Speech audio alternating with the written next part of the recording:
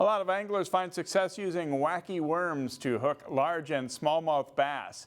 Terry Tuma offers more advice on this topic in this week's CCX Sports Fishing Tip. I've had several questions about fishing wacky worms, so I thought I would address those again, even though we talked about it in previous programs. But the wacky worm is really a go-to lure, especially for a neutral to tough bite fish. We're talking bass, of course, largemouth and smallmouth. But really, I do use either what's called a General by Berkeley or a power sinking minnow. This individual recently asked me what length. I usually stay with that right around that 5-inch. Not a lot of good results with the 4-inch, but there's going to be certain situations where you do want to use a 4-inch. And then too, you can get wacky worm jigs as shown right here.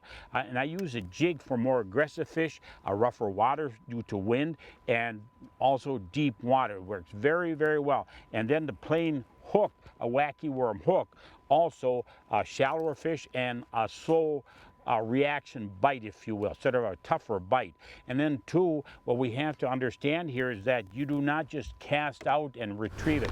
You can use a lift and drop. You can leave it lay on the bottom. In fact, especially with a plain hook, it just use a dead stick approach, also extremely productive. In fact, we've had great success here recently with some pretty nice bass. So give this wacky worm a try, working with different colors. Generally speaking, the pumpkin seed and the green pumpkin are going to be one of your most productive.